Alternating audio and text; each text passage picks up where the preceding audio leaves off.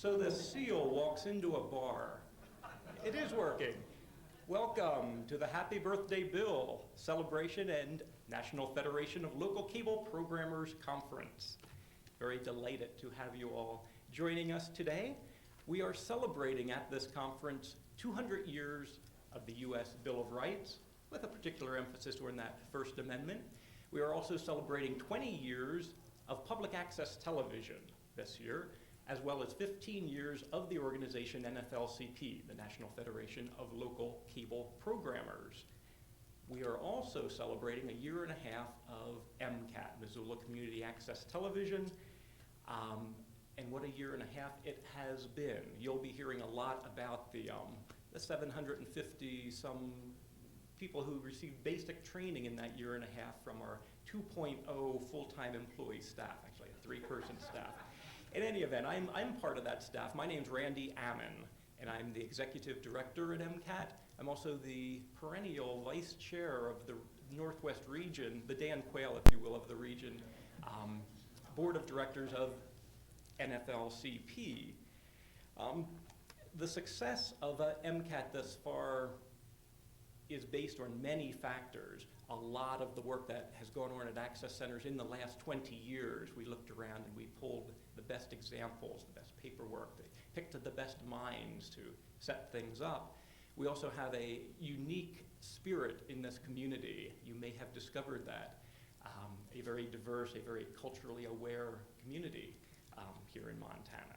And enlightened city officials over the years played a large part in getting MCAT up and going and the success thus far. One of those enlightened city officials, a guy named Dan Kemmis, who is our mayor, is going to officially welcome you to town. I do want to mention, though, that in a Harper's magazine earlier this year, Dan was part of a panel speaking about, titled Who Owes What to Whom. It ties in very well with the bicentennial of the Bill of Rights. And at this point, I'd like you to welcome Mayor Dan Kemmis.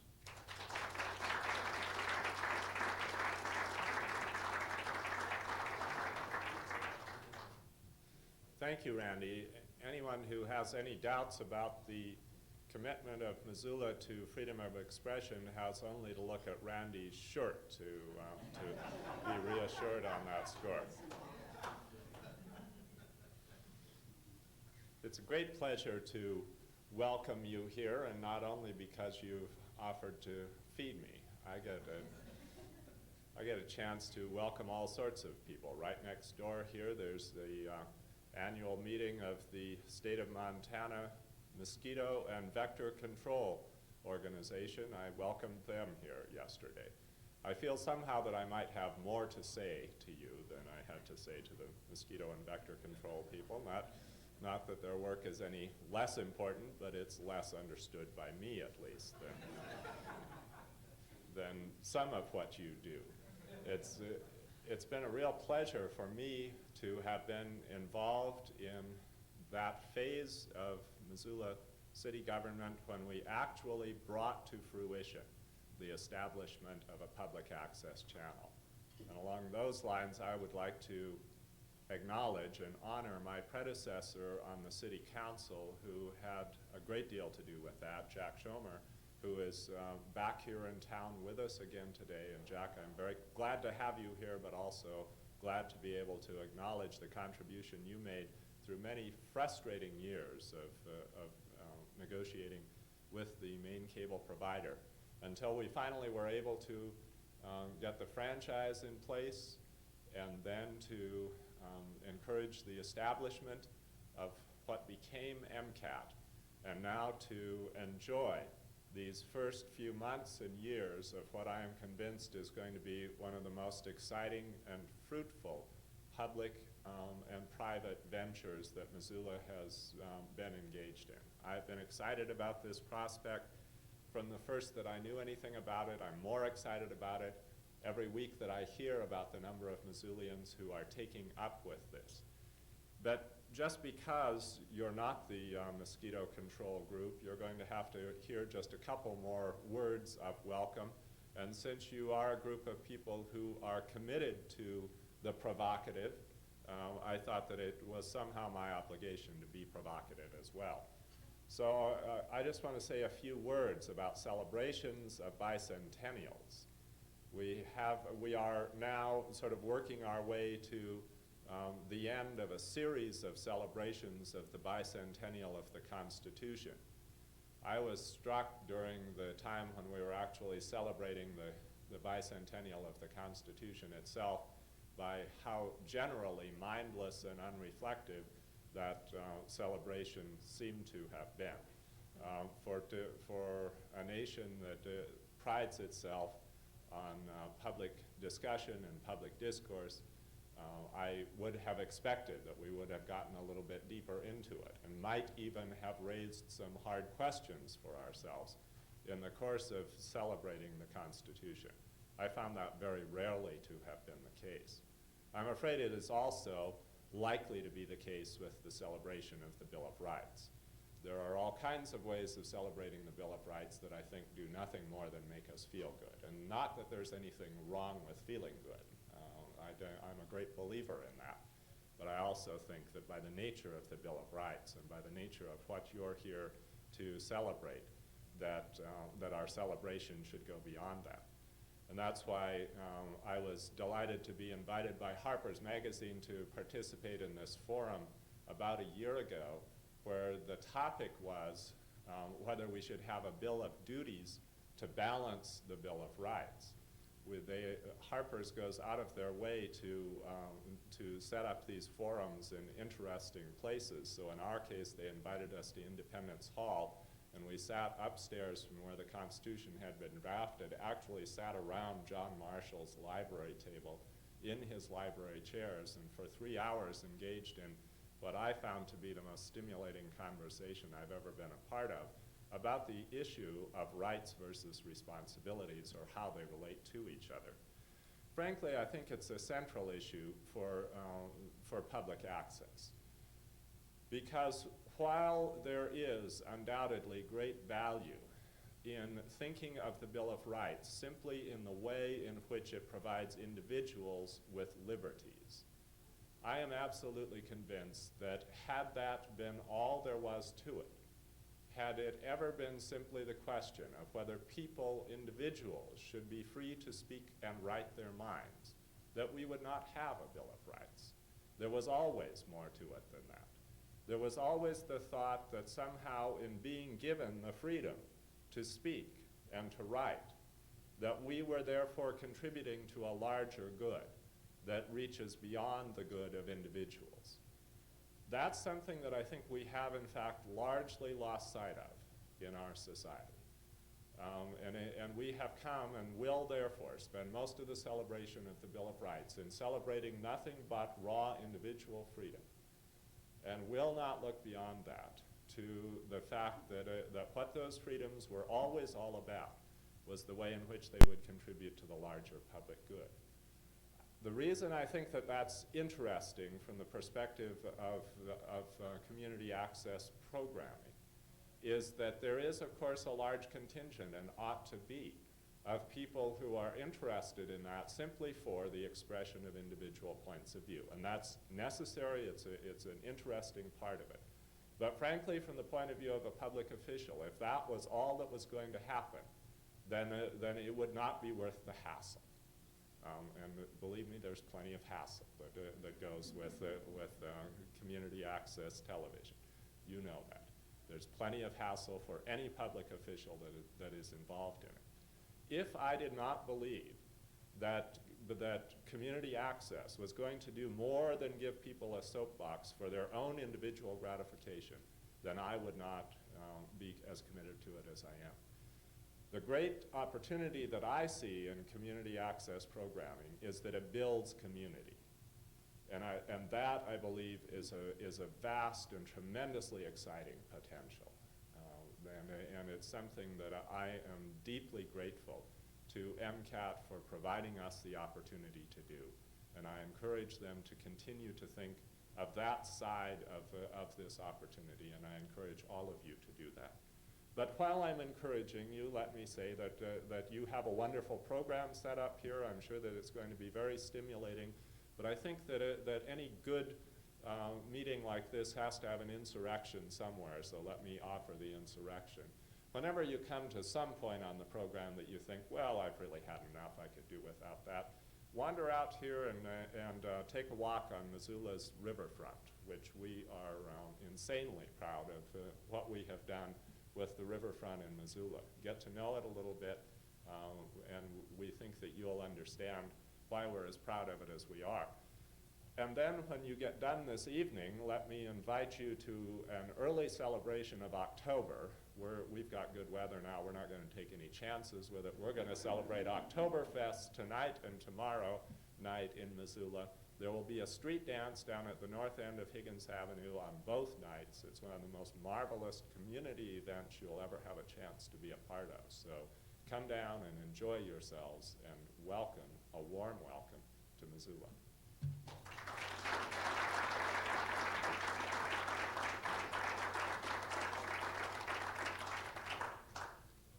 Thank you, Mayor.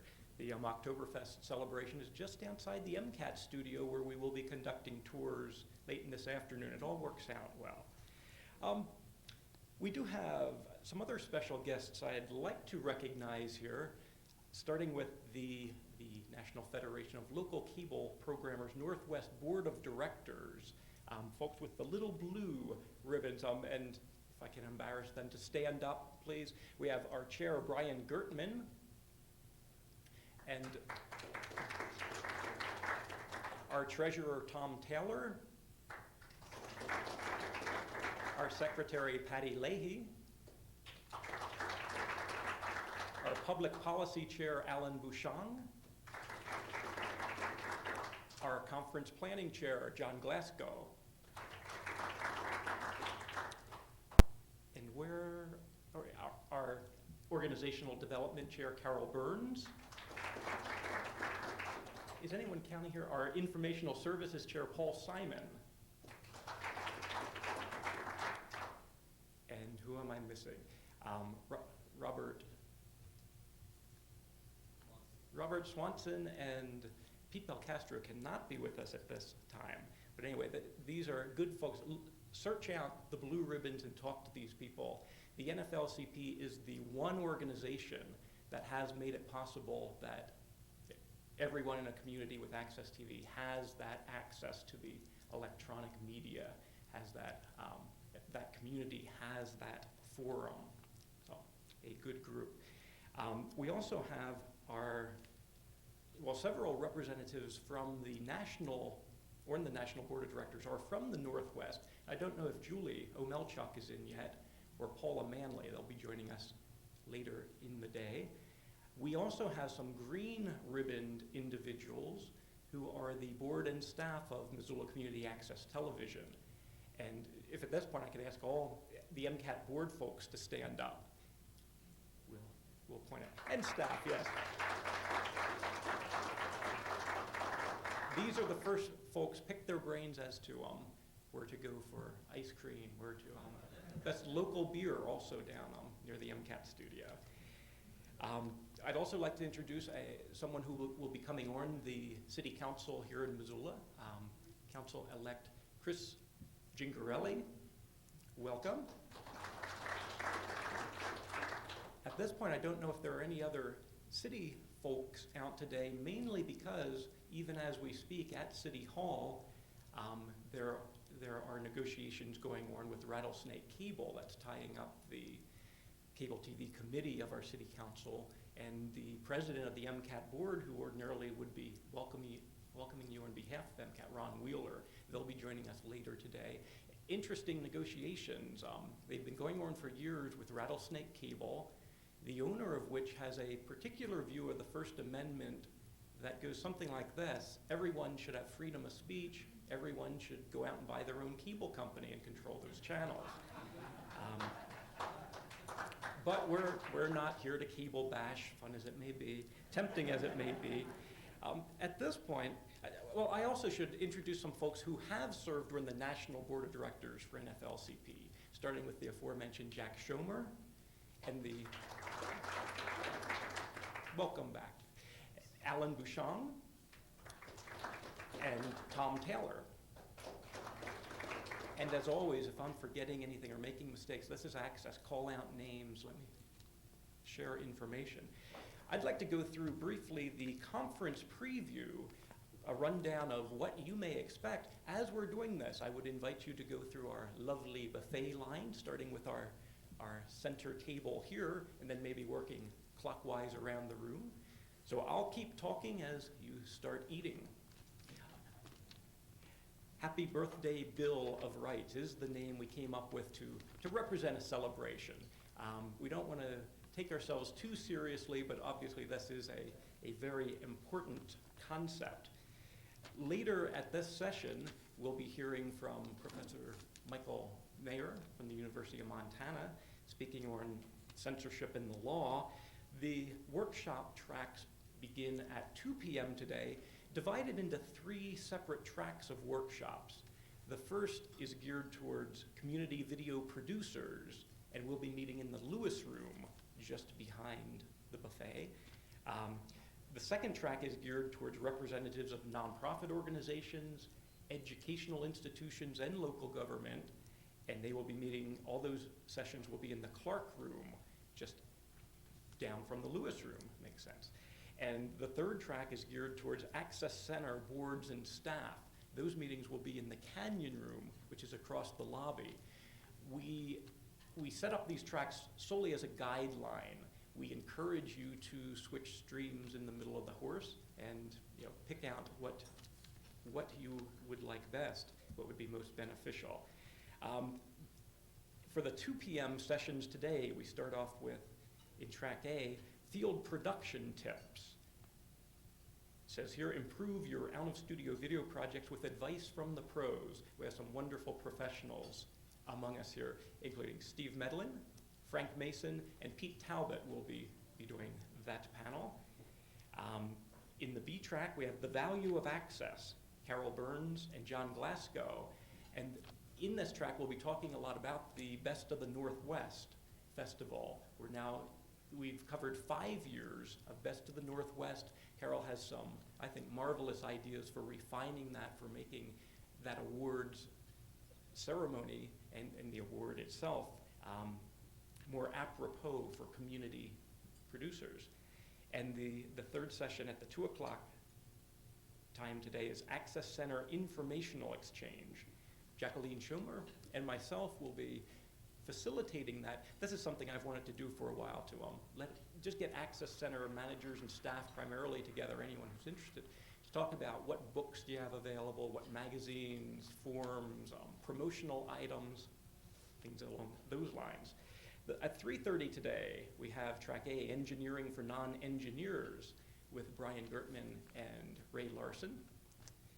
What every producer, Access Center, what everyone in this room should know about the TV signal and basic technology. We also have the B track, Libraries and Access, a case study of Missoula Public Library with Dave Pauly, library director, and Betty Ammon, library employee and volunteer producer, and wife, as the Independent pointed out. This is a case study designed for anyone who's interested in getting your institution, your nonprofit organization, educational institution, involved with community TV. It's a good case study, good for librarians, good for Access staff who want to work more closely with libraries. We're very pleased that the library here is cooperating as much as they are. And also at 3:30 today, our Trainers Roundtable, facilitated by Mary Canty, MCAT Assistant Director, and Gary Hill. And that will be a sharing of information or training. Anyone who has ever tried to teach someone how to run a camcorder or the concept of Access television, please come and share your ideas.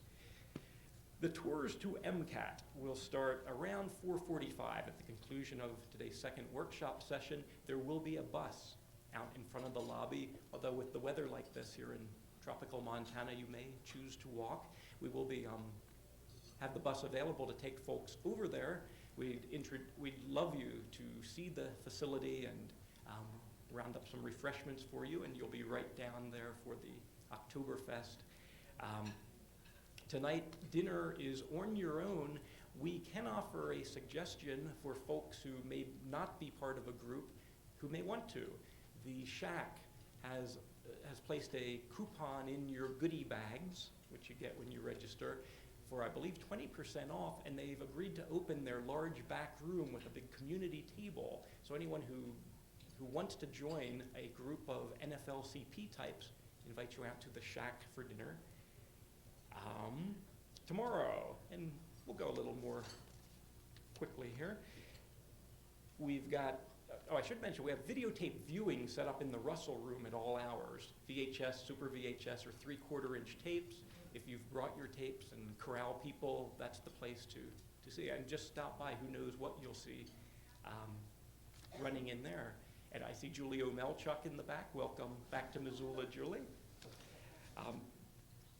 The Continental Breakfast tomorrow starts at 8:15 here in the Bitterroot room with table topics. There will be signs up on the table along the lines of equipment, public policy, government access to enjoy your Danish and coffee with like-minded individuals.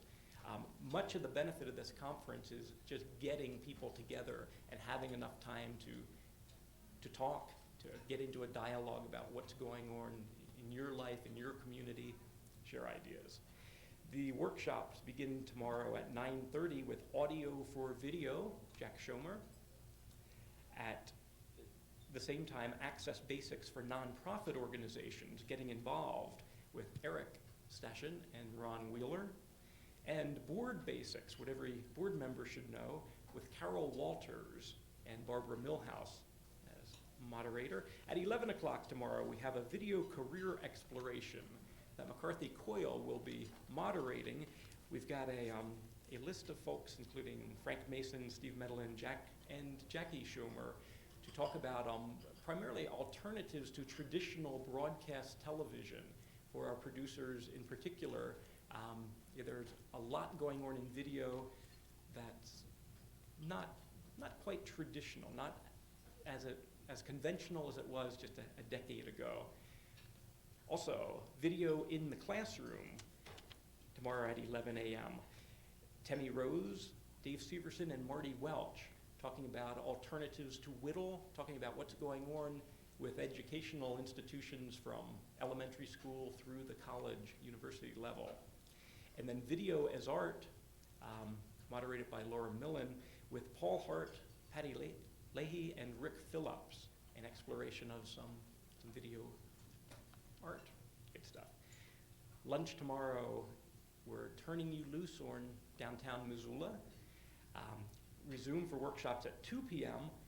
with the Wildlife Film and Video Making workshop.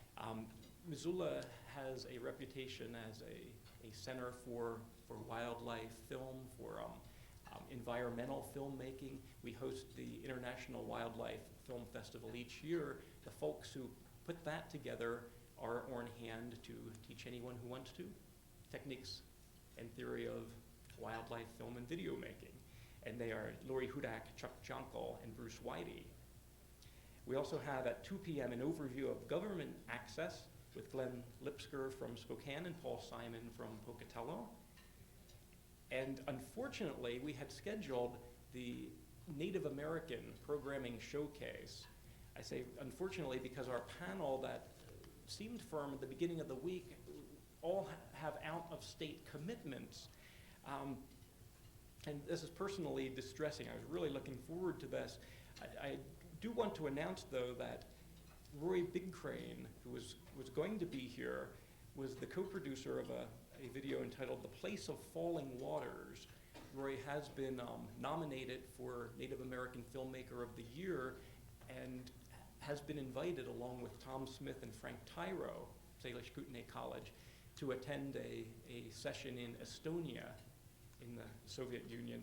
There will be a benefit screening of Place of the Falling Waters Sunday afternoon at 1 and again at 3 at the Crystal Theater, a benefit to raise money so these folks could go there, and I'd encourage your attendance at that. Our last round of workshops tomorrow at 3:30 continue with the Wildlife Film and Video Making session. That's a double session. We also have a case study of the Age-Wise program with Tom Taylor, a marvelous series produced by seniors, but a good case study for any nonprofit organization, anyone interested in getting involved. We also then have the highly awaited public policy update. Joe Van Eaton from Washington, D.C. will be joining Alan Bouchon in that one. There's some real heavy stuff coming down, particularly with the preferred case, as Alan described it this morning, the whole enchilada case, the future of all our access centers and most of our access may ride on what's heading into the Ninth Circuit Court. Tomorrow at 6 p.m., we invite you to participate in a no-host cocktail hour in the Lewis and Clark rooms that precedes our Happy Birthday Bill banquet. Joe Van Eaton will be our keynote speaker. For those of you who do not know Joe, let me just say that he is an attorney at law with Spiegel and McDermott. He's also a hero in community access circles and a good First Amendment attorney who speaks English. He will be delivering the keynote. Immediately following our banquet, we will be going into the First Amendment dance with big band music, and that's band B-A-N-N-E-D, your favorite dance tunes that have been censored over the years, or performers who have been the targets of censorship. Tim Bierman of Rockin' Rudy's will be DJing that. We're still taking requests.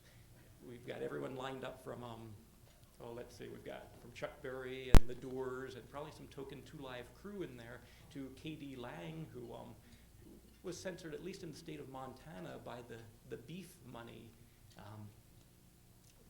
due to her outspoken comments against meat. And let's see, on Sunday then, we will be resuming. The regional board meeting, I'm happy to announce, is not needed at this point unless something drastic comes up. So we do have some time available Sunday morning for caucuses to get together if there are hot issues that come out of the workshops that need meeting time. We recommend Sunday morning for that. Our closing session gets underway at 10:30 a.m. Sunday.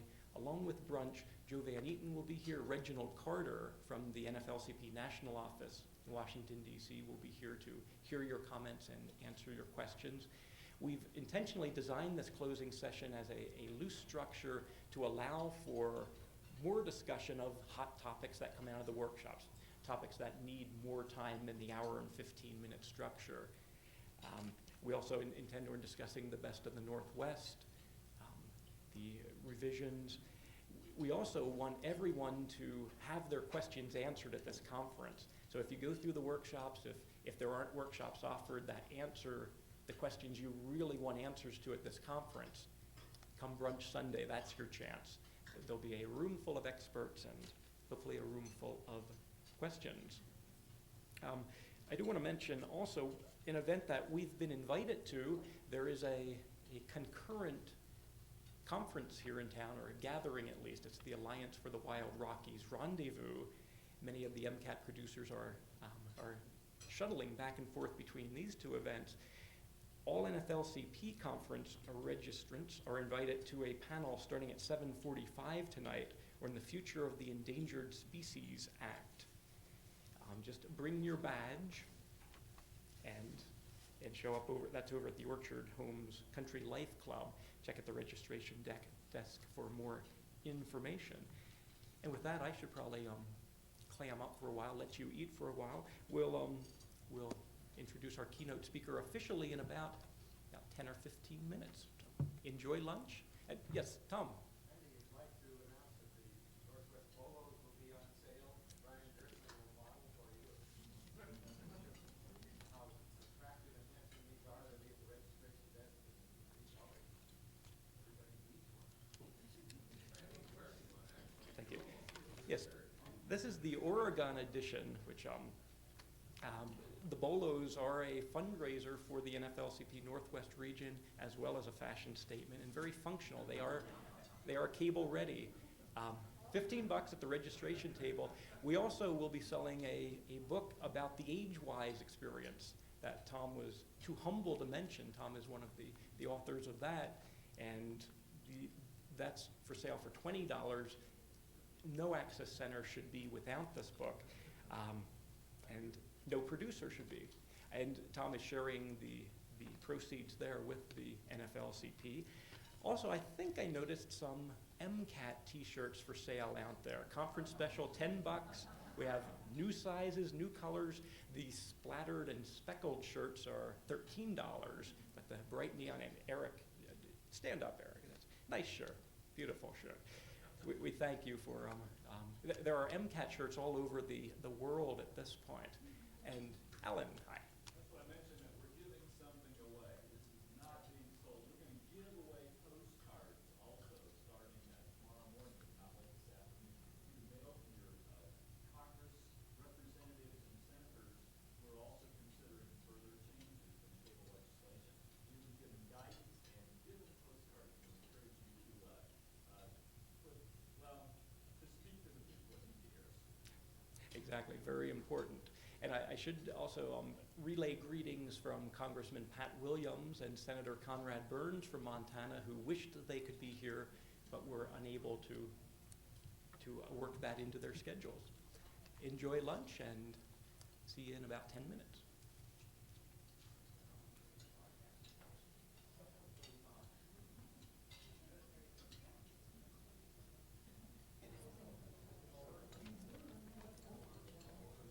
And not to interrupt your conversations for too long, but some announcements I forgot to make earlier. Valley Motor Supply supplied a radar detector that is being raffled off, 50 cents a ticket out there, offer void where prohibited by law. Money goes to the NFLCP. To join the NFLCP, you can do that for as little as $15. Join as a friend, and I'm happy to announce that we have at least 10 new members for our region in the NFLCP because of this conference, and hopefully many, many more before the conference is over. I also would like to thank some folks. There's an entire list of people in the program that we're thanking. I failed to include Missoula Public Library, MQTV, and Hellgate High School for supplying some of the video equipment. So thanks to them. Also, Barbara just reminded me to remind you that at meal functions, we ask you to pull out those colorful little tickets you were given. We're okay for this lunch, but starting tomorrow. And at this point, I'll be right back.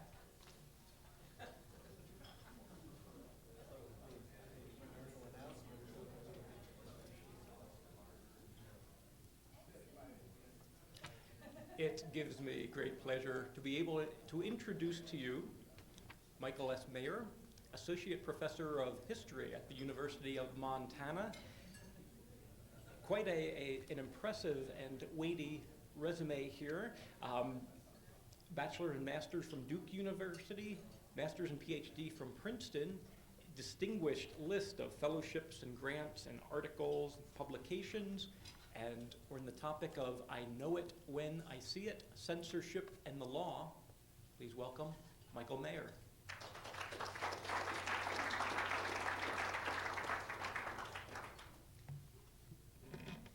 Well, thank you. It was, I hope I live up to the billing. I usually like to start off with a joke, but the First Amendment is pretty serious, so I'll try to be appropriately boring throughout the next few minutes. This talk really is about censorship and about obscenity, because I think that the borderlands between what is publicly acceptable and what is publicly not acceptable is where a society really tests its tolerance. And I think it's important to think first and to understand first that only in this country is this issue controversial. Censorship is the norm elsewhere. Even in countries we consider to be democratic and open, such as Great Britain, Australia, New Zealand, censorship is the norm. Government censors regularly pass on plays and movies and even on political speech. And a good example, probably the most famous, would be the Official Secrets Act in Great Britain. Another good example would be the Race Relations Act, Section 9A of the Race Relations Act in New Zealand, which makes it a crime to say something essentially which might offend somebody. In this country, we have a commitment, at least in theory, to free, open, untrammeled speech. The commandment of the First Amendment is clear. Congress shall make no law abridging freedom of speech. Yet the freedom to speak, as has been pointed out not only earlier by our mayor, but in table conversation, the freedom of speech is not absolute. Slander, libel, incitement to riot are all illegal. Justice Holmes pointed out that no one has a right to cry fire in a crowded theater. But aside from those instances, which are fairly clear-cut, there are other, more difficult examples, and they're pressures against the freedom to speak. The legal scholar Thomas Emerson, one of the leading authorities on the First Amendment, wrote of what he called the powerful forces that impel men toward the elimination of unorthodox expression. Witness the attacks on Salman Rushdie, and witness the attempts to censor the movie just a couple of years ago, The Last Temptation of Christ, which incidentally is an incredibly boring and very pious movie. One particularly contentious and vexing area in which speech, freedom, and the public will come into conflict repeatedly is censorship of obscenity. There are those who want to rid society of what they consider to be a blight. And trying to balance the freedom of expression and these pressures is important. It creates tension. To quote Emerson again, the problem of maintaining a system of free expression is one of the most complex any society has to face. And Emerson warns us that a system of free expression can be successful only when it rests upon the strongest possible commitment to the positive right and the narrowest possible basis for exceptions. Justice Thurgood Marshall, who to my mind unfortunately is leaving the court, put it more forcefully and more colorfully back in 1969.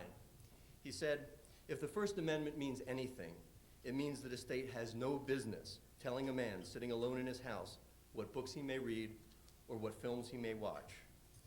Yet the public and the courts and the legislatures have long considered obscenity, like slander and libel, to be outside of the protection of the First Amendment. The result is that the law of censorship, especially regarding obscenity, has produced a constitutional disaster area. Part of the problem is that obscenity is at basis a sin. It's not a crime. And as such, it reflects the shifting social, ethical, moral judgments of a community. Let me give you some examples. In 1953, Otto Preminger's movie, The Moon is Blue, failed to receive the motion picture seal of approval because it contained the word virgin. In 1966, 13 years later, the rough language that Elizabeth Taylor spoke in the film version of Edward Albee's Who's Afraid of Virginia Woolf raised a few eyebrows, but not much fewer.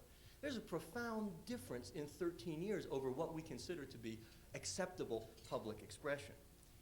And this change, the pluralistic nature of our society, makes the definition of obscenity virtually impossible. Attempts to define obscenity, attempts to censor it, have led to ridiculous situations. I think all of us would look back with some embarrassment, and maybe not a little horror, at a society that made it a crime to sell Theodore Dreiser's American Tragedy. A bookseller was actually convicted of selling that book. In the 1940s, Massachusetts suppressed Lillian Hellman's Strange Fruit, which is a book primarily about racial tolerance. And as late as 1948, Edmund Wilson's Memoirs of Hecate County was suppressed in New York. Now, only one chapter of that book has much of anything to do with sex, and those of you who've ever read Edmund Wilson are pretty well aware that it wasn't very racy. Throughout the 1950s, Henry Miller's works were unavailable in this country except in smuggled, pirated editions. D.H. Lawrence was unavailable. Lady Chatterley's Lover was unavailable in this country as well. And I think among the most ridiculous results of our attempts to save ourselves from ourselves is Movie Day at the Supreme Court. This is a day when justices and clerks get together in the basement of the Supreme Court building and watch the exhibits in obscenity trials. Justice Harry Blackmun sat through his first movie day, an experience he clearly did not enjoy. And Thurgood Marshall, the court's great prankster, picked up on the notion that many of these films sold themselves as being, quote, educational. And he turned to Blackmun after it was over and said, "Well, Harry, I didn't learn anything, did you?" Blackmun blushed and enjoyed the laugh with everyone else. One movie, in an attempt to establish its redeeming social value, began with a doctor, an actor playing a doctor in a white jacket, explaining the psychological illness of nymphomania. And the rest of the film is explicitly about the adventures of a nymphomaniac, and it ends with a return to the doctor. And the doctor looks into the camera very seriously and said, "And Laura was never cured," at which point Thurgood Marshall jumped up and said, "But I am," and bolted from the room. Justices Hugo Black and William Douglas never attended Movie Day. In their view, the First Amendment was clear. It said Congress shall pass no law abridging the freedom of speech. Nothing could be banned. As Hugo Black said, if I want to see that film, I should pay my money like everyone else. And he grumbled on more than one occasion about what he called the Supreme Board of Censors. And he wondered aloud why 9 men, many of them in their 70s, should make judgments about people's sexuality. How did the law get to be this way? How have we done this? Well, that's what I'm going to try to give you today, some sort of legal background and a sense of what the issues are and how they've been addressed. The leading case on obscenity derives from a 19th century English decision, Regina versus Hicklin in 1868. The court held obscene an anti-Catholic pamphlet published by a Protestant electoral union, which was an anti-Catholic organization. The pamphlet was titled "The Confessional Unmasked," showing the depravity of the Romish priesthood, the inequity of the confessional, and questions put to females in confession. Now, the test the judge used in this case was, quote, "If the tendency of the matter is to deprave and corrupt those whose minds are open to such immoral instances and into whose hands a publication of this sort may fall." Now, the purpose of the pamphlet was religious and political, but the judge admitted that and then said it would suggest thoughts of a most impure and libidinous character. And this Hicklin test was imported into the United States in 1879.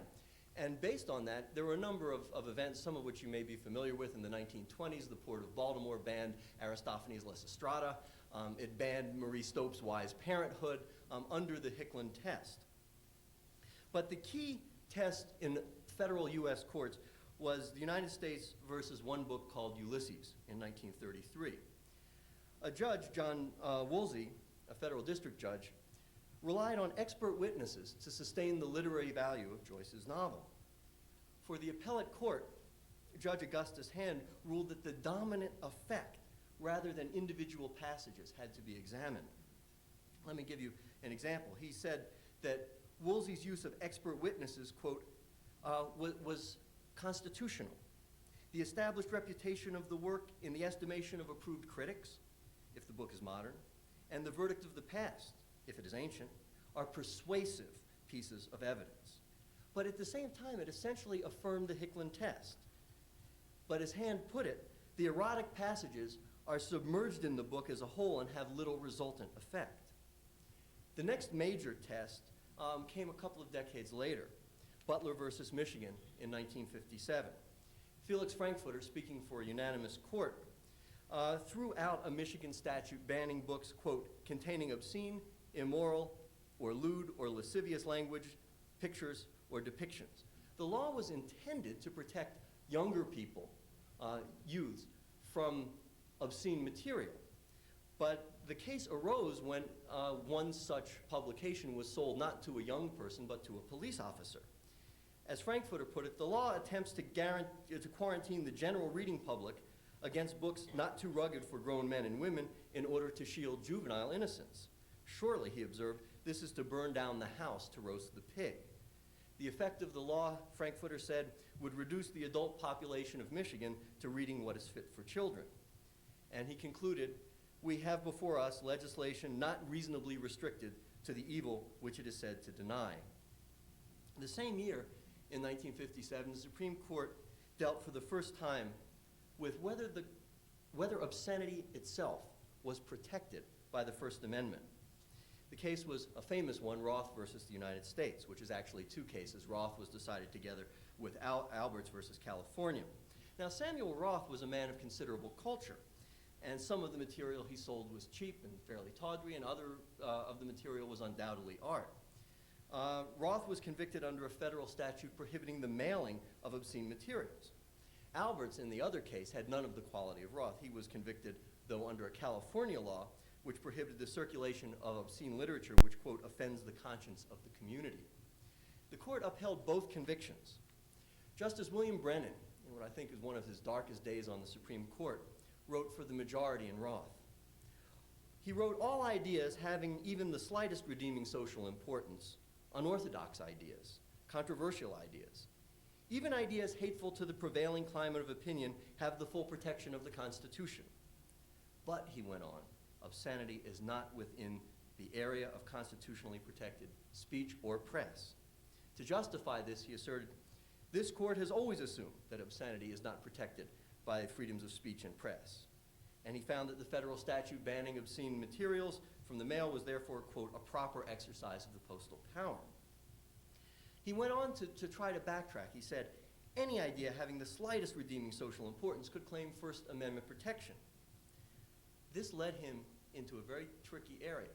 He made a distinction between protected speech and not protected speech, and now he had to define obscenity. He distinguished between sex and obscenity. He said obscenity is material which deals with sex in a manner appealing to prurient interests.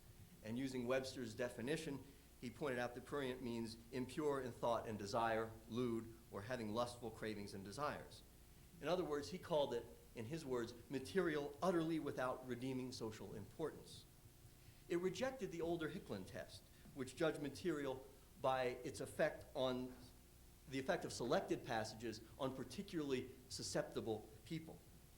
In its place, the court adopted a standard which in effect was already in use in many US courts, which was, quote, whether to the average person applying contemporary community standards, the dominant theme of the material, taken as a whole, appeals to the prurient interest. Brennan wrote for a majority of 5. Harlan concurred on Albert's conviction, but he dissented on Roth's. He believes states should be given greater latitude to restrict in this area than the federal government. But Justice William Douglas dissented, joined by Hugo Black. He wrote, the court standard of community conscience inflicted punishment for thoughts provoked not for overt acts or antisocial conduct, and therefore violated the First Amendment. He wrote, speech and writing may be suppressed only when they amount to conduct or are so closely brigaded with illegal action as to be an inescapable part of it. The First Amendment, he said, was meant to block censorship in any form. And he warned that the test today, which suppresses a cheap tract, tomorrow can suppress a literary gem. He concluded, I have the same faith in the ability of our people to reject noxious literature as I have in their capacity to sort out the true from the false in theology, economics, politics, or any other field. Brennan's formulation was very clearly designed to protect Faulkner and Joyce, while at this, or even Erskine Caldwell, while at the same time banning material he thought was obscene and could legally be censored. And his formula wasn't entirely successful. By denying obscenity constitutional protection, he led the court into a morass. He led the court into an area where it had constantly to define what was obscene, not whether or not speech was protected. He'd already determined that obscenity wasn't, but what is obscene? For 2 decades after Roth, the court struggled to define obscenity. The attempt to do so led to great disagreements on the court. There were 13 obscenity cases in the 11 years after Roth. There were 55 separate opinions in these 13 cases. The justices could not agree on what any of this meant. In all of the cases, the justices seemed preoccupied with not protecting speech or even determining what speech is protected, but trying to define obscenity. The Warren Court never established a workable test to separate obscenity from sexually oriented but permissible and protected expression. Black and Douglas, sometimes joined by Fortas, argued that the state should censor no speech. The court overturned censorship of a film version of Lady Chatterley's Lover. But after Roth, the next important decision came in 1964. It was Jacobellis versus Ohio. The case dealt with the licensing of a French film, Les Amants, or the English title was The Lovers. The movie portrayed the story of an unhappy marriage. A woman bored with her marriage and with her life runs off with a young archaeologist, which seems pretty unlikely to begin with. But very near the end of the movie, if there's anyone who's an archaeologist or married to one, I apologize now. And anyway, near the end, there was a fairly explicit love scene, which conceivably might have involved sexual intercourse. Justice Goldberg wrote for the majority, "The love scene deemed objectionable is so fragmentary and fleeting that only a censor's alert would make the audience conscious that something objectionable was being portrayed." And Brennan announced the opinion of the court. It was an opinion of the court in which only one other justice joined, incidentally, in which he expanded the Roth test. He said, the test used must be not a local community, but a whole national community standards. And he stressed the need to demonstrate that the material was utterly without redeeming social value. He admitted that the prurient interest standard that he had offered in Roth wasn't perfect, but as he wrote, any substitute would raise equally difficult problems. He went on to say, the mere portrayal of sex is not in itself sufficient to deny material the constitutional protection of freedom of speech and press. So he sharpened the Roth test, and he incorporated Harlan's requirement that the local governments or state governments should be given a broader range than the federal government. Warren, joined by Clark, dissented. Warren wrote, I believe there is no provable national standard, and perhaps there should be none. At all events, this court has been unable to enunciate one. And he said the enforcement of Roth should be left to lower courts. Harlan dissented. Potter Stewart concurred with Brennan, and in it he discussed what he thought was pornography. He discussed hardcore pornography, and in doing so, he wrote one of the most famous passages of his long career on the court. I shall not today attempt further to define what kinds of material I understand to be embraced within that shorthand description, and perhaps I never could succeed intelligibly in doing so, but I know it when I see it, and this motion picture is not that. The decision still left state-appointed censors with considerable authority to control speech and press. On the same day, incidentally, as the Jacobellis decision, the court summarily reversed the censorship of Henry Miller's Tropic of Cancer. So in the Roth decision, Brennan had attempted to protect serious literature, at the same time to distinguish it from pornography, which he believed should and could be banned.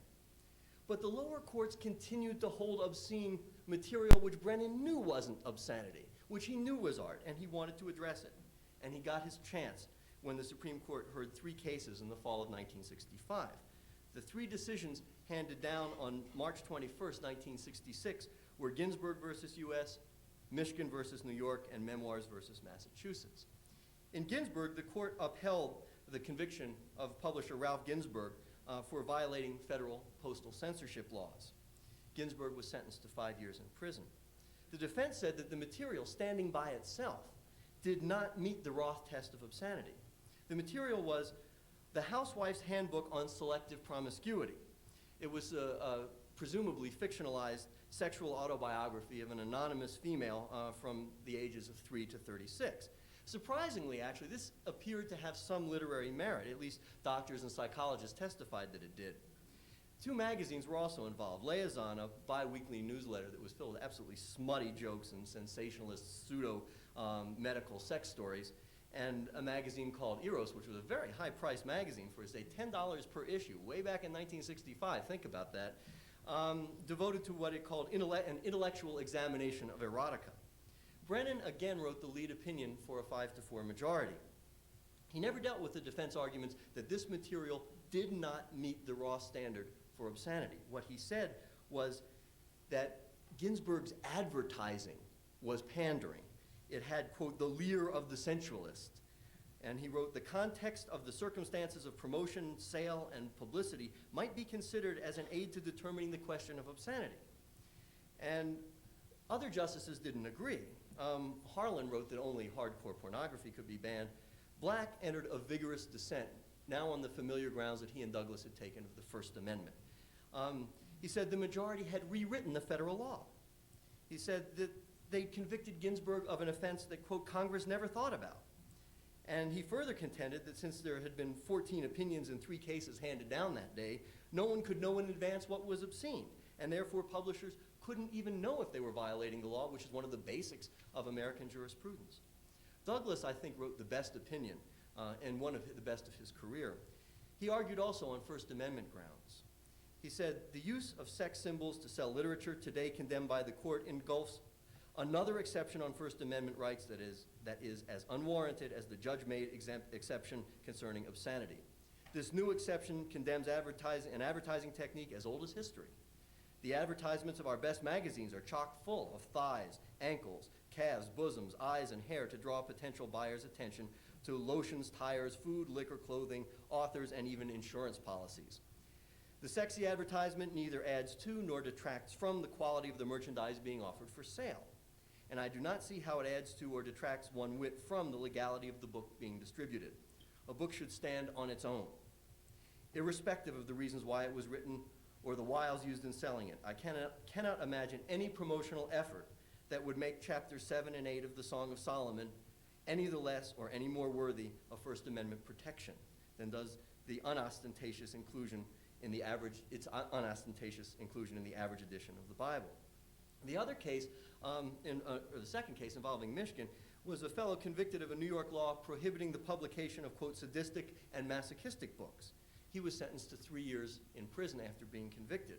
Much of the material was regarded as of interest only to homosexuals, and Brennan wrote for the majority again, upholding the conviction, saying that the material was designed for what he called a deviant sexual group, and therefore met the Roth test because it appealed to the prurient social interests of that group. Once again, Black and Douglas dissented. Black wrote, "I believe this court is without constitutional power to censor speech or press regardless of the subject discussed.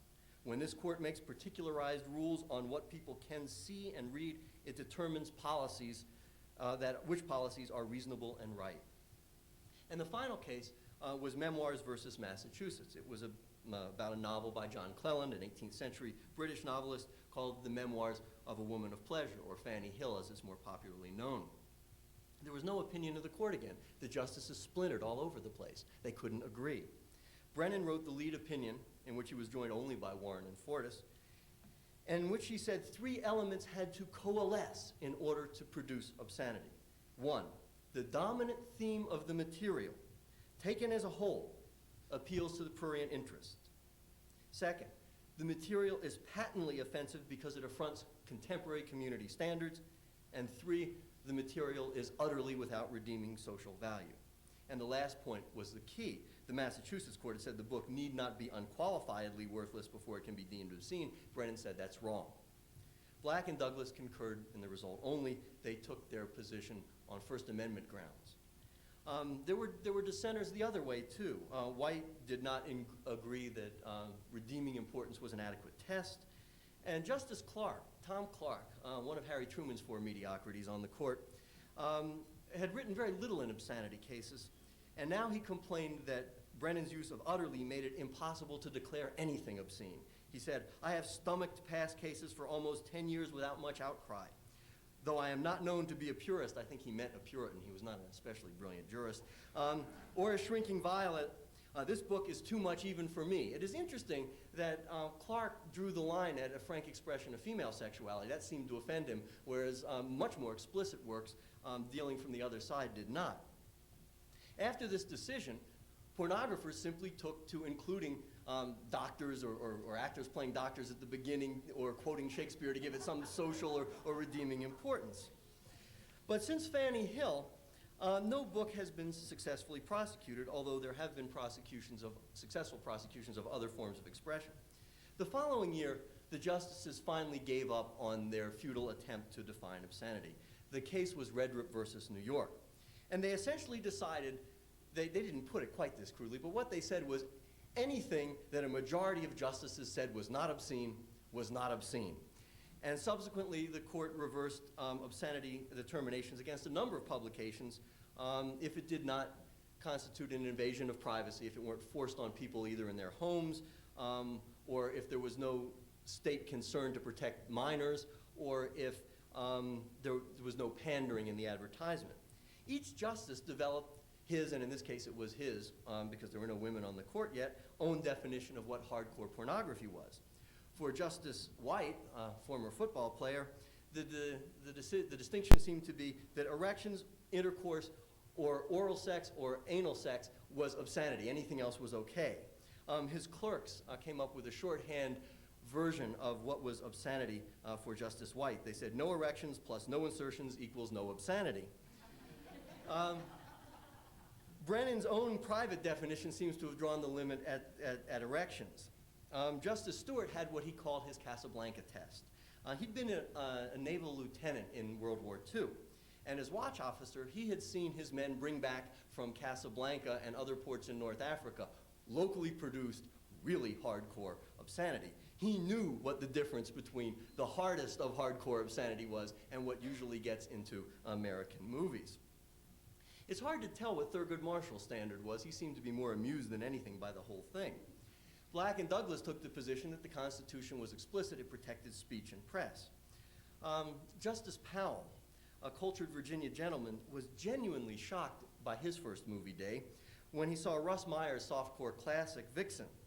It contained nudity but no intercourse. After viewing it, he was literally shocked, and he told his clerks that he had never seen such a film. He didn't even know such films were made. And this is fairly softcore stuff. I don't know how many of you are familiar with Russ Meyer stuff, but this is not hardcore pornography. By 1970, 41 states had prohibited the distribution of sexual materials to minors. The court upheld that. And back in 1967, Congress had created a Commission of Obscenity and Pornography. In September of 1970, the commission issued its report, which concluded that pornography had little effect on sexual behavior or crime. It recommended that the laws governing the sale and distribution of sexual material be imposed only on the public display of explicit material and on sales to minors. President Nixon immediately rejected the commission's findings. And for 6 years after Redrup, the court summarily reversed convictions on a per curiam basis if 5 justices would agree that it wasn't obscene. Within the court, this process became known as Redrupping. And the court tolerated everything but the most hardcore of pornography. But the court was changing. With the departure of Black in 1971, Douglas was left as the only absolute defender of the First Amendment. And in 1973, with 4 Nixon appointments in place, the court issued 2 important decisions. The cases dealt with whether states could ban material which consenting adults wanted to see when they walked into a theater or into a bookshop. There was no exposure of these books or films to the public, or to unwilling viewers or to minors. The new Chief Justice, Warren Burger, hated what he regarded as smut peddlers, and he wanted to suppress them.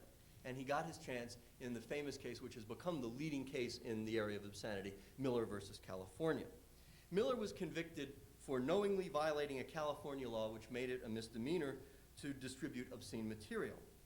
He sent 5 unsolicited brochures through the mail advertising his sexually explicit material, and one recipient, there's one in every crowd, complained about this. Burger, for a 5-4 majority, upheld his conviction and upheld the law. He reaffirmed the first 2 parts of the memoirs test, the Fannie Hill test, whether the average person applying contemporary standards would find the work taken as a whole appeals to the prurient interest, and whether the work depicts or describes in a patently offensive way sexual conduct specifically defined by the applicable state law. But he rejected Brennan's memoirs test on the 3rd point of utterly without redeeming social value. In exchange, Burger offered an alternative which was lacking serious literary, artistic, or political or scientific value. And the trier of fact, in other words, the judge or jury, would apply contemporary community standards, and these standards would be local. Brennan dissented, joined by Stewart and Marshall. Douglas, now standing alone, argued the First Amendment means what it says: Congress shall pass no law. The same day as Miller, in a companion case, Paris Adult Theater versus Stanton District Attorney, Burger, for the same 5-4 majority, held that the state had the power to regulate the showing of obscene material in places of public accommodation. The case came from Georgia. The Paris Adult Theater in Atlanta was convicted of showing X-rated films, including The Magic Mirror, and it all comes out in the end. I hate to think what the second is about. The Paris Theater had no advertising, though, except a sign saying Atlanta's finest mature feature films.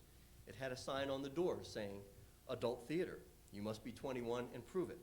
If viewing the nude body offends you, please do not enter. The trial judge found that pornographic films have constitutional immunity from state regulation because they're shown only to consenting adults, but the Georgia Supreme Court rejected that, and Burger agreed. Justice Brennan now entered a long dissent. Brennan finally saw the light. He finally saw the error of his ways almost 2 decades after the Roth decision. He said that the court has failed to reach a workable definition of obscenity. Therefore, we should accept the report of the President's Commission on Obscenity and stop trying to make these distinctions and bar these. Douglas dissented again, and he bitterly pointed out that Brennan had come over to the side of the angels, but too late. In a related case decided on the same day in Kaplan versus California, Berger held for the same majority that states could constitutionally prohibit the sale of obscene material to anyone, and that included consenting adults. Berger was really proud of his work in these 3 opinions. In one of the opinions, he bragged that for the first time in 16 years, a majority of this court has agreed on concrete guidelines to isolate hardcore pornography from expressions protected by the First Amendment. But typically, Berger had overreached his abilities and he'd overestimated his achievements. A few weeks after the decisions, a prosecutor in Albemarle County, Virginia, announced that he would prosecute anyone selling Playboy magazine. And he announced that Playboy violated contemporary community standards. Now, I find this a little hard to believe. For those of you who've never been east, Albemarle County houses the University of Virginia. And I don't know if, but I bet you that if you walked into a frat house at the University of Virginia, Playboy would not offend contemporary community standards in Albemarle County. The court then began dealing with the mess that Berger had created with the Miller decisions. In Jenkins versus Georgia, the court overturned the conviction of a movie house operator in Albany, Georgia, who was convicted and fined for showing the movie Carnal Knowledge. If you remember, the film was directed by Mike Nichols. Anne Margaret was nominated for an Oscar. And when the film was shown to the court on movie day, there was little of the usual chuckling and giggling and nudging back and forth by the justices. Thurgood Marshall complained, "I thought we were going to see a dirty movie. The only thing obscene about this movie is it is obscenely boring." On the same day as Jenkins, the court ruled that juries could apply local rather than statewide or national standards. The case involved a conviction for using the mails to carry an obscene ad for a version of the President's Commission's report on obscenity. The jury couldn't decide if the illustrated version was obscene, but the advertising was, and so they struck it down, and the Supreme Court affirmed the conviction. The court, in other words, was sending mixed messages. In one case, it allowed local standards to prevail, no matter how provincial. And in the other case, it said, well, if this local standards may not be good enough, maybe they should be struck down for a broader standard. The Supreme Court added to the confusion 2 years later in 1976 when the court sustained the use of zoning to prohibit adult theaters in certain areas. In that case, Justice Stevens introduced a hierarchy of values. And for those of you who've watched the Thomas nominations, this hierarchy of values has become part of our law. It was one of the debated issues that Thomas was grilled on. Some speech, he argued, political expression, for example, is fully protected. Some speech, such as fighting words, are not protected. And then there's this gray area in between, subject to more stringent regulation, but not completely banned. And this is the area in which obscenity fell. Stevens used that same test to uphold the FCC's ban on George Carlin's famous routine on filthy words on radio. In 1983, obscenity, or attempts to suppress obscenity, took a completely different direction. The Minneapolis City Council passed an ordinance against pornography based on the theory that pornography violated the civil rights of women. The campaign was spearheaded by 2 feminists, Andrea Dworkin, the writer and the head of Women Against Pornography, and Catherine McKinnon, then an associate professor of law at the University of Minnesota. She now teaches at Michigan. The mayor of Minneapolis vetoed that measure. But in 1984, the city of Indianapolis passed a law essentially along the same lines. In November of '84, U.S. District Judge Sarah Barker struck down that law. And the case was the American Booksellers Association versus Hudnut. She noted her agreement with the city's concern, reaffirmed the notion that pornography is not protected by the First Amendment, but she found the goal of preventing undefined social damage to women unconvincing. It wasn't specific enough to warrant an invasion on the First Amendment. The Seventh Circuit Court of Appeals upheld her opinion, and the Supreme Court upheld it by refusing to review it. In May of 1985, then Attorney General Meese appointed a commission on pornography, which held 1 year of hearings, and then in '86 issued a very controversial report, which concluded that there was indeed a causal link between pornography and aggressive behavior. A number of prominent social scientists, including some of those consulted by the commission, charged that it misused, abused, and misinterpreted deliberately data to reach the conclusions they'd wanted to get all along. In 1987, in Pope versus Illinois, the Supreme Court decided courts should ask whether, quote, reasonable persons would find serious value in the work. Now, this is where the constitutional law stands today, and I want you to stop and think about that for a minute, because let me point out one thing. Reasonable persons once considered Beethoven's Ode to Joy indecent. There we have the confused state of the constitutional law of obscenity. In attempting to define pornography, not only has the court failed, but it's produced results which have often alarmed even the writers of the opinions. Part of the problem is that encroaching on constitutional liberty without proof that speech is, as Douglas framed it, either action or so close to action as to be indistinguishable from action, is dangerous. And such proof is very, very difficult to come by in the area of obscenity. Much of the so-called evidence about the harm that pornography causes confuses covariant information with cause and effect. For example, let's say a rapist is found with a great deal of pornographic material in his home. Does that mean that the pornography caused the rape, or does it mean that rapists like pornography? Is there a causal link or not? Is it simply covariant information? There's no real way to determine this. And most of the studies show, in fact, that people who commit violent crimes not only watch a lot less television than the rest of us, but they read a lot less pornography. On the other hand, we have seen very clear grounds for limiting speech. There's a general consensus that pornography is harmful to the development of young minds, and the state has a reasonable interest in protecting them from this.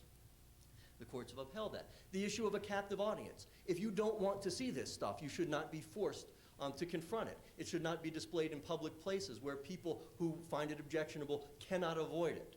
It should not be sent into your home without your request. But basically, I think in evaluating how to deal with this, and all of you in one point or another, I'm sure, do have to deal with this, I think we need to go back to the First Amendment. The First Amendment's command is clear. Congress shall make no law abridging freedom of speech or press. And I would agree with the position taken by Chief Justice Stone back in the 1930s.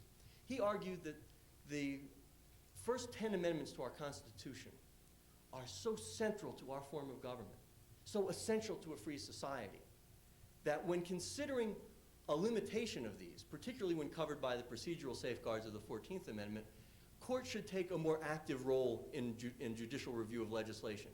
He went so far as to argue that the presumption of legislative correctness should be reversed. Now let me explain that.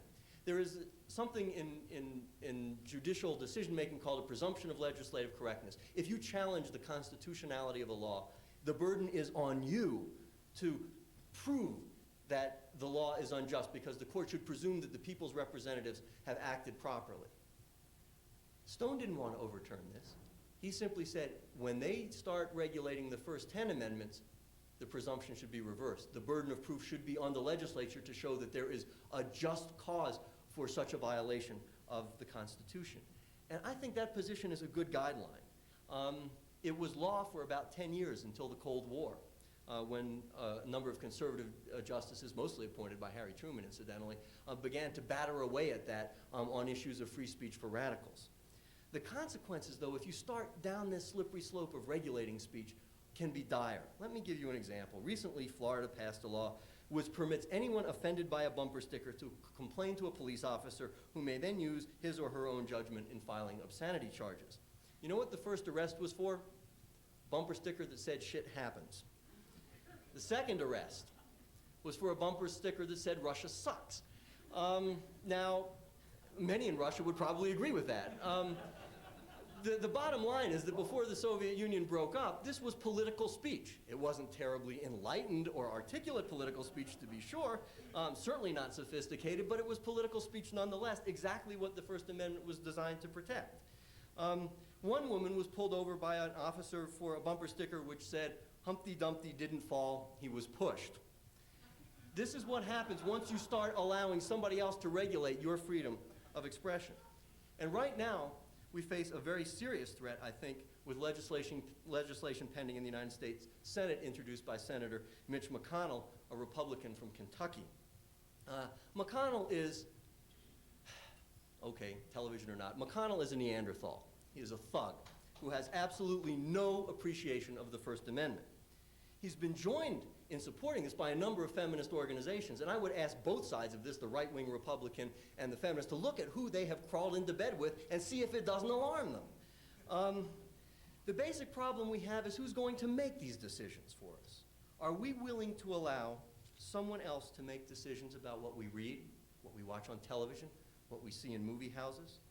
The problem with obscenity is we don't know it when we see it. We know what's obscene to us. I know what's obscene to me. There are lots of things that are, and there are lots of things I would never watch. But I don't know what's obscene for someone else, the person sitting next to me. One person's obscenity is another person's art and another person's harmless junk. We live in a pluralistic and complex society. There has to be room for individual judgment. And the framers of our Constitution understood that, and they framed the First Amendment accordingly.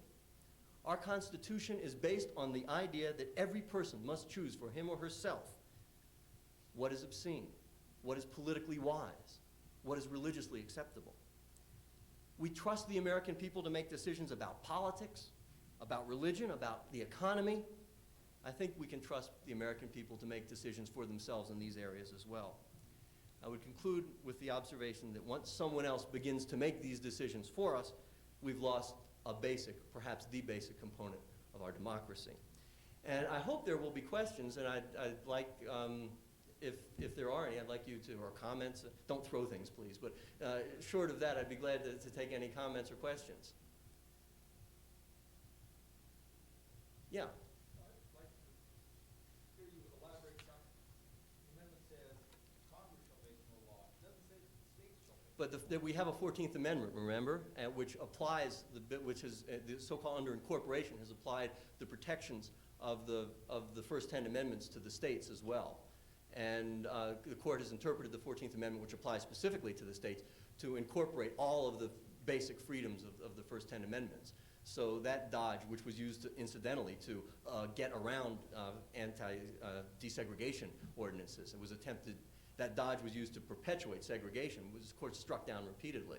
The 14th Amendment covers the first 10 amendments in its application to the states, so that that doesn't particularly work. State governments have to live by the Constitution as well as the federal government as well, is basically what the 14th Amendment has been construed to say by the courts. And again, this is an issue on which Thomas and Bork before him and Souter and so on have been grilled by the Senate Judiciary Committee because they're concerned about that analysis.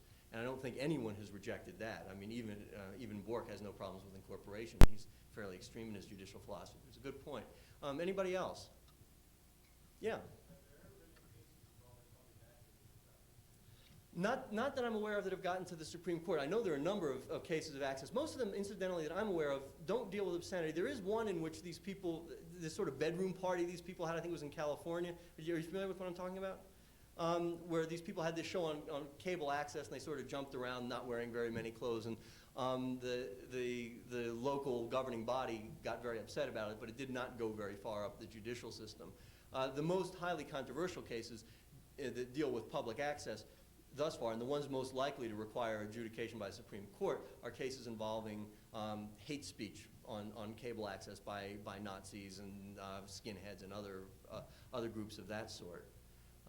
So the short answer is no. In either case, the Supreme Court decided about cable access. That's a very touchy area because it involves, as does broad commercial broadcasting, the right of the airwaves, and there is an invasive component, and other people are like, well, you can turn it off so it doesn't have to come into your home. And it's a very, very complex area, and it's one which I'm worried how this court will adjudicate. I mean, I find it fascinating that today liberals are using the Miller decision to try to defend speech. I mean, now there's a weak read for you. This was a cutback on Roth, which, as I argued, I think was a cutback on free speech. That's how far things have gone in the other direction. And I think it's a terrible mistake on the part of say, the American Civil Liberties Union to try to use Miller as a defense of speech, because if you do, you've given away 2 strikes before you start out. But anyway, there hasn't been anything along those lines that have gotten to the Supreme Court, although watch, I mean, I think it will. Anybody else? Okay, how about left to right, yeah. Do you see obscenity or the whole political realm as being the greatest threat to freedom of speech? That's a difficult question. I see it as a significant threat because there's a sort of a thin end of the wedge kind of operation here. It's one most people hate, violent pornography, and it's one where you can sell. A demagogue like McConnell can go out to the people and say, look, isn't this terrible? Look at kiddie porn, look at violent pornography, and everybody say, yeah, let's get rid of it. And so in that sense, it is dangerous. But I think suppression of political speech, while more overtly contrary to the First Amendment, is also a threat, and we're seeing it, to me, the most horrifying threat to free speech in abstract rather than obscenity is coming not from the Neanderthal right, but coming from our own college campuses with attempts to suppress people who have conservative or non-politically correct views on campus. And that really horrifies me because it's worse than the McCarthy era in a real sense, because in the McCarthy era, the troglodytes tried to suppress free speech on campus. Well, you expect them to do that. That's their job. That's what troglodytes are for. But you don't expect to see people who should know better doing this, and yet we're seeing that on college campuses all over the country. And I think that actually may be an even greater threat than the use of pornography by cheap politicians to try to encroach on the freedom of speech. Yeah, there was a, yeah. Yeah, there's a precedent that I've always been curious about why nobody brings this up in connection with Senator who's other television. She said it is illegal to advertise cigarettes on television. It's illegal to advertise hard liquor on television. It's perfectly legal to manufacture cigarettes and liquor, to sell it, to advertise it, whoever needs, only not on television. And I find myself arguing with myself that, sometimes I almost feel it would be reasonable to ban certain types of things only on television.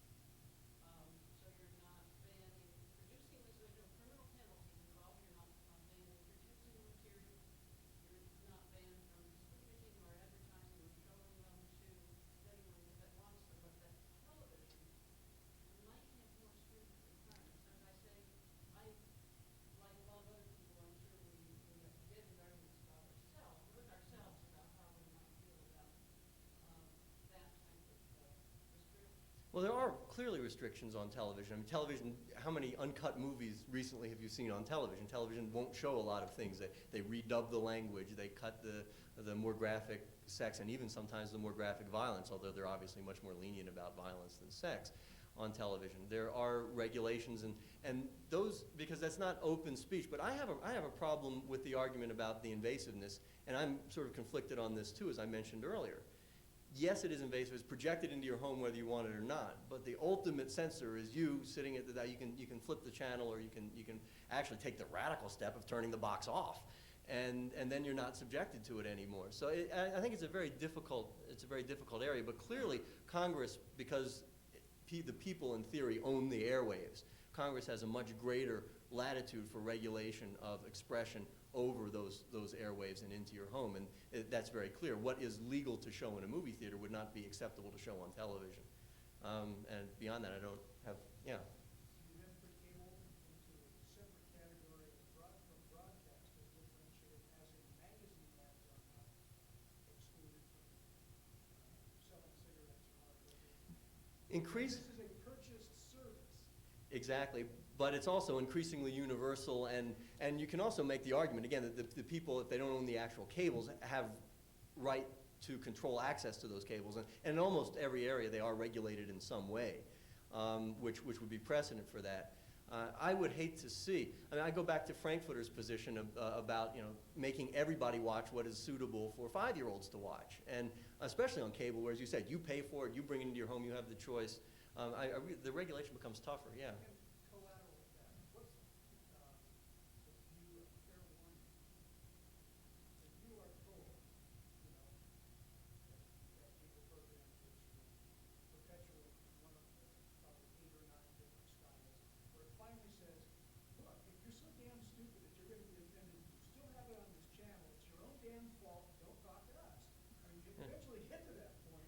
Well, essentially, that's what you see. I don't know if you noticed, but Arts and Entertainment, a cable service, has been doing that recently. They've been sort of pushing the envelope of broad, basic kinds of services, or expanded basic kinds of services of cable television, and they have disclaimers at the front. If you don't want to see this, turn it off. The new Encore channel does that. And even public television does it. They show I, Claudius. And at the beginning of the last showing of I, Claudius on Spokane Public Television, they had, there is stuff here that is not intended for minors. This is intended for mature viewers.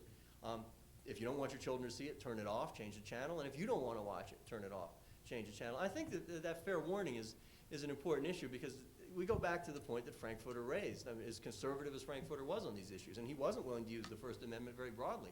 But as he pointed out, you can't reduce the entire viewing public, or in that case, reading public, to what is acceptable for elementary school children. I mean, otherwise we will be reading C. Jane Run, Run, Dig, Run for the rest of our lives, and that's, presumably we want a little bit more sophisticated discourse than that, although maybe not. Yeah.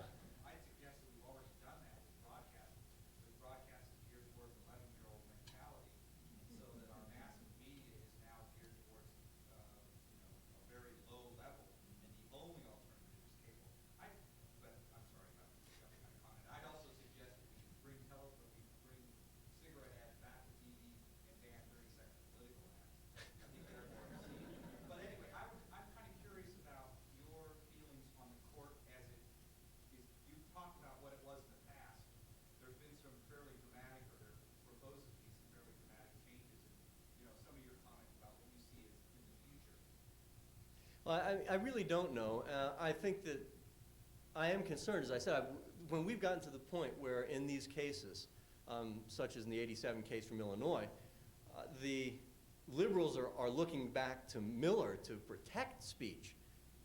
We've gone a long way down that slippery slope, and I think we're going to go farther down, or there's a possibility. And there are people on the court, Scalia, Rehnquist, Kennedy, who have very little respect for precedent and who have very little respect for the First Amendment. And that alarms me. I don't include Souter in that group. Souter seems to me to be a highly professionalized judge who's willing to respect precedent. I don't have any idea how Clarence Thomas would vote on these. To me, this is a very important issue, yet it's one which the Judiciary Committee raised and then let drop, never really grilled him on this. And I don't think that he should have said how he was going to vote on these things, but we really don't have any idea of how he views the First Amendment. We do know that, going back to a question that was raised earlier, he supports incorporation, the incorporation of the first 10 amendments into the 14th as it applies to the states, but which is a proper question. Beyond that, I'm not sure. And Thomas, incidentally, for those of you who don't know, the Judiciary Committee split 7-7 on a motion this morning to report favorably, which killed it, and then voted 13-1 to report it to the Senate, but with no recommendation. So I would say there won't be more than 30 votes against him in the Senate.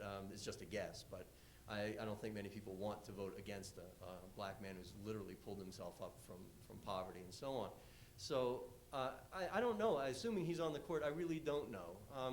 I don't think his nomination affects the court profoundly in any area except the right to abortion. I think it will have a profound effect there. But the decisions aren't 5-4 anymore. I mean, the decisions are 6-3, and Thomas is just one more vote. He's not a swing vote on any issue except perhaps abortion. And so on these areas, I don't think Thomas per se is going to make much change. But I think there's an extremist wing on the court that has very little regard either for precedent or for the first 10 amendments. They love the Constitution, but they're not crazy about those things that were tacked on afterwards. And that does concern me, especially since there is always a public that can be gotten up in arms about this. We shouldn't be watching, kids shouldn't read Tom Sawyer or Huck Finn, or they shouldn't be reading Fanny Hill or Catcher in the Rye, or you can always get the public outraged about this sort of thing. And this is an easy area for demagogues to pick up on. There was a, no.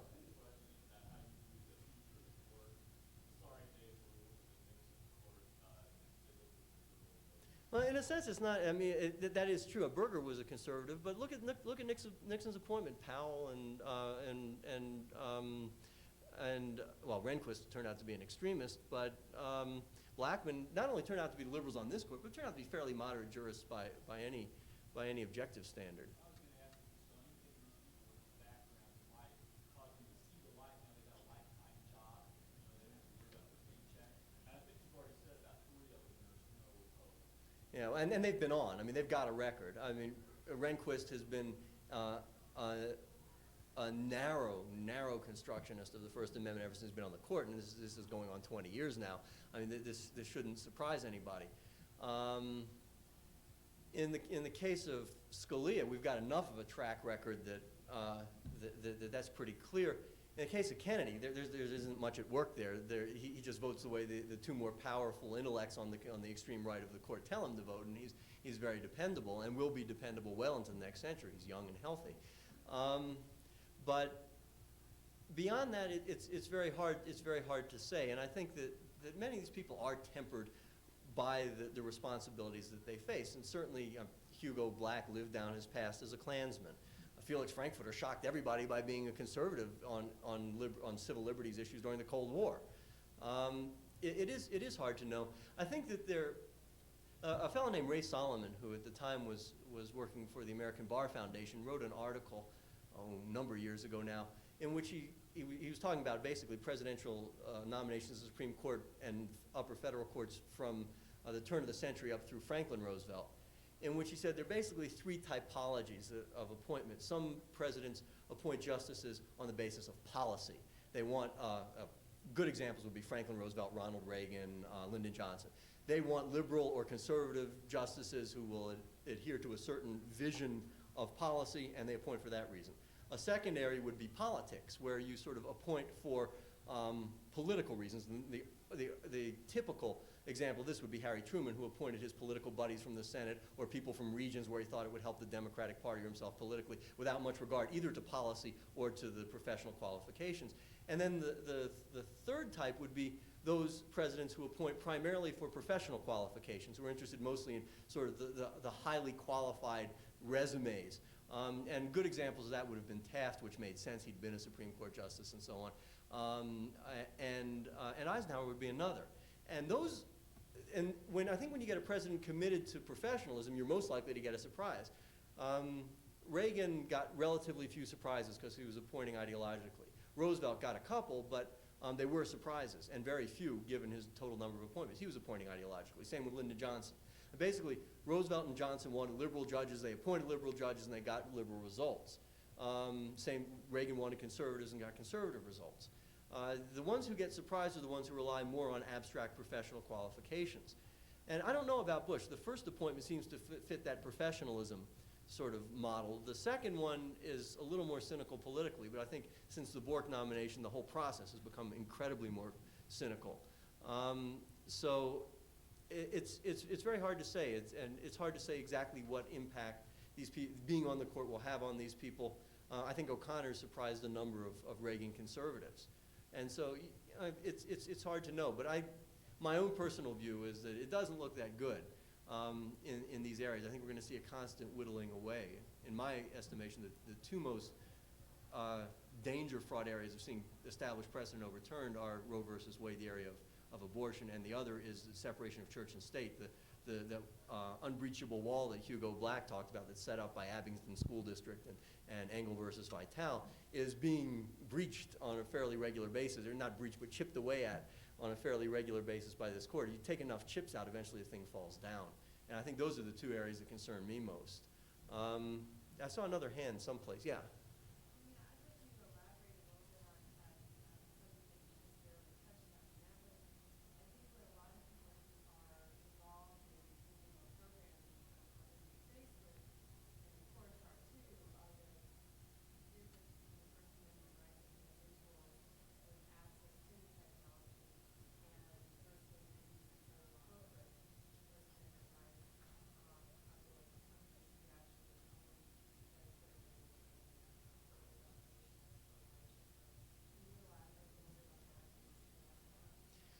I really don't know, and it's so untested in terms of black letter established precedent.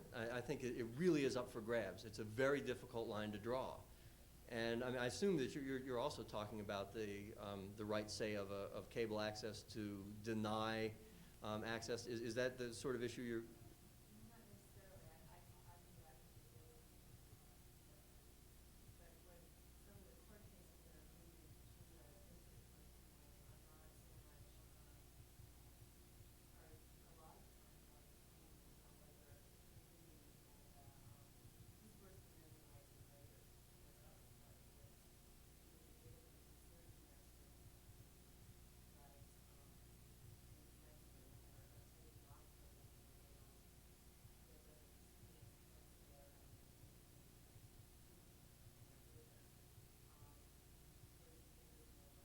Oh, yeah, well, that's the same issue I raised. Yeah, who gets on to cable and so on. I think that's I don't think that's really, in my view, perhaps, which isn't going to be the mainstream of jurisprudence for the next 10 years, I promise you, is that you're really not talking about conflicting First Amendment rights there. You're talking about property rights of a cable company to protect its viewer base and its charter from the city or whatever it is against the rights of of someone who wants to get on, particularly someone with a noxious sort of message that he or she wants to send, skinheads or whatever. I mean, people aren't. I don't think anyone would worry so much about a communist the way they would have 10 years ago, and the whole thing's fallen apart there. But it's easier to suppress the extreme right anyway because it's so small and they're so hateful that it's easy to say, well, these people are beyond the bounds. And I assume that's the kind of issue you're talking about. As far as I'm concerned, that whatever they may be, they have the same right to speech as everyone else. Speech is not free and it's not protected unless the most hateful members of a society have a right to express their thoughts in the same way that everyone else does. Otherwise, you've got censorship. And once you start, who makes these decisions? And I see it more as a conflict between property rights and free speech rather than rights to speak and free speech. Because after all, whoever it is, whatever the charter, whoever holds that cable, the controls of that cable access, are controlling what goes on. And their job is essentially to open the airwaves to people, not to close them. But I don't think that's going to be the direction jurisprudence takes. I don't know. It's hard to tell. I saw a bunch of hands. I just saw another one. Yeah. Besides the basic changing of the Supreme Court, we've seen a tremendous number of the lower court appointees from the Reagan era. I don't know if there's been enough of a track record, but how do you see either what has existed or what will exist in the future in terms of the impact of the lower court? Well, I think there are two things to keep in mind. One is the lower court judges follow the Supreme Court. That's their job. They don't make law. They interpret, and they can interpret narrowly or broadly, and they can do a lot of things. But lower court judges are and have to be, they must be guided by the Supreme Court, irrespective of their views. They don't have, this is what some people have said, I don't mind Clarence Thomas on the appellate court, high though it may be, but on the Supreme Court there's nothing regulating his views. And the same argument was made with Kennedy and with Bork and so on, Souter. And so there is a difference there. The other thing I would point out is that this is not news. I mean, not in the sense, and not only that everyone knows that a large part of the judiciary now has been appointed by Republicans because they've controlled the executive for such a long time with that 4-year lapse. The same thing was true in 1952 or after 1952 when the Republicans assumed the presidency. Roosevelt and Truman had appointed nothing but Democrats to the federal judiciary. And in 1953, something like 85 or between 85 and 90%, I think, of all federal judges had been affiliated Democrats before they went on the bench. And the Republic survived.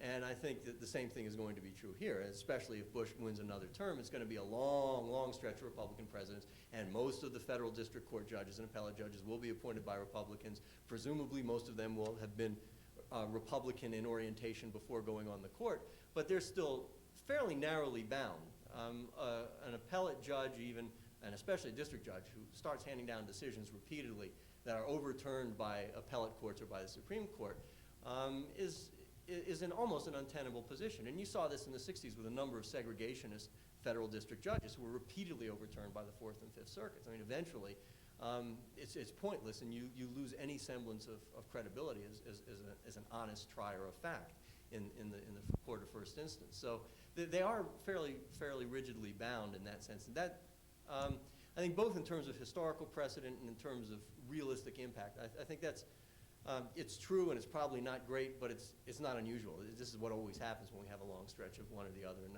I don't think it's an enormous threat to the Republic or anything. I saw another, one over there, yeah. Given the present climate, what about the recent article in the New York Times to the effect that there is some talk of revising the entire Supreme Court appointment process? Do you see any hope? Well, I don't think there's much chance of that, and I'm not sure it would be a good thing. The process that we have now is not an especially good one. but people forget it has never been an especially good one. We look at the Judiciary Committee today, and you have to hold your head and think, my God, look at the people on the Judiciary Committee. And look at the moronic questions they often ask, and look at how ideological and intellectually dishonest they often are. It wasn't any different back in the 1950s. It wasn't any different back at the beginning of the Republic, really. And so I think we often romanticize what was when we're dissatisfied with what is. What we've got now is pretty much what we've had all along. The process is in some ways more overtly political, and in that sense it's alarming. Television plays a role. Political action committees that actually mount campaigns for and against nominations to the court play a role. And the intellectual dishonesty of these 30-second spots and 60-second spots about Supreme Court justices can be really frightening. And I think they do tend to corrupt the process. But it's always been intensely political. George Washington had a nominee rejected because of his opinion on Jay's Treaty. Now, that may not really turn you on or off, but it was a hot topic back in those days. And Tyler had five nominations kicked back, essentially, because the Congress didn't like Tyler, which is an eminently sensible position. He wasn't a very likable man. But I mean, this isn't new. And I think technology is in some ways made it worse. I think in this case what we're seeing is a split government. I mean, the fact is the Democrats still control Congress and the Republicans have managed to control the executive. And the Republicans, because they control the executive, have the appointment process, and the Democrats are upset about it. And so this has become increasingly contentious. And that's not surprising. It's part of a larger historical trend rather than the quality of people who are appointed today or the quality of the Judiciary Committee or the Senate itself. I mean, yeah, it would be a lot nicer if we had better people appointed to the court. It would be a lot nicer if we had better people on the Judiciary Committee. But we never have had, and don't let anybody fool you any different. For 20 years, James Eastland ran the Judiciary Committee with the help of other Southerners like Olin Johnson and Sam Ervin, who did everything they could through that process to thwart desegregation, to perpetuate a system of segregation and suppression in the South. And that's not an admirable record that we have to look back on. None of this is really new. And the interesting thing to me is the hypocrisy of it all. Back in the 50s, liberals are saying, well, no justice should have to state his positions before going on the court. And now they're going to vote against Thomas because he won't state his positions. And of course, the conservatives were trying to get these people, what is your position on segregation? It's the most important issue of the day. And today they're saying, oh, it's awful to ask anybody to go on record with his positions before he goes on the court. I mean, the complete reversal of opinions, of positions simply because of reversal of situations. And which is, I think this is what makes the public cynical, the blatant hypocrisy of the process. If they were honest about it and said, we don't like this guy's opinions, we don't want him on the court, that's one thing. But the attempt to reach for high moral ground when in fact they're arguing a fairly narrow political base, it turns a lot of people off. And I think anyone who's aware of, say, those sorts of reversals. In fact, I gave a talk on the Thomas nomination of the League of Women Voters here in town. And I began with a quote about senators talking about a black nominee saying he should not be made to state his positions on these controversial issues before he goes on the court. It was Ted Kennedy talking about Thurgood Marshall back in the 1960s, because Marshall's positions on desegregation and on the Miranda case were red flags to conservatives who wanted to grill him on this. So I mean, the reversal of positions is not, these aren't really people arguing about principle. They're arguing about their ideas and they're trying to frame it in principle. They seem often hypocritical or silly because of that. But again, see, as I said, none of this is really new. Anybody else?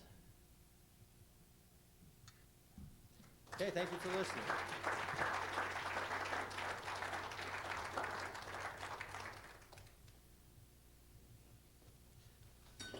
Thank you, Mike. Informational, inspirational. The ideas I'm taking back are, first of all, movie day at the Access Center fundraiser. And maybe for the Off the Wire, the regional newsletter, a column featuring, what was that, pseudo-medical human sexuality information? In any event, thank you. We're right on time. We are going to be heading into workshops at 2 o'clock in 15 minutes. I do want to mention just two more things about the timing of our gathering here. We're heading into Banned Books Week, which is highly appropriate. The libraries are celebrating that. We should all celebrate that. my wife wears a shirt that says, there's something in my library to offend everyone. And as access managers, I think we could all wear a shirt adapting that. We're also getting close to National Local Cable Programming Week. This past Monday, Mayor Kemmis read a proclamation, presented a proclamation here mentioning some of MCAT's accomplishments. And for this conference, we scheduled some cable casting around the conference schedule, some of the most requested stuff. Archbishop Desmond Tutu tonight, the International Choral Festival tomorrow. This was based on TCI's assurance months ago that the Red Lion would have cable in long before now. I found out yesterday that that's not the case, and I know it's not that any huge cable corporation would ever say anything that's untrue. I know it defies the imagination, but we're not here to cable bash, as I mentioned. There are MCAT schedules in your packets. There are also MCAT bumper stickers in your packets. I ask you to be careful where you drive with them. Hearing Mike's stories, if Russia sucks gets you in trouble, yeah, watch out for Florida. And with that, unless there are any other announcements, let me remind you that we're heading into workshops. For track A, we have field production tips in the Lewis room. For track B, the value of access in the Clark room. And for track C, Access Center informational exchange in the Canyon room, which is across the lobby. Thank you.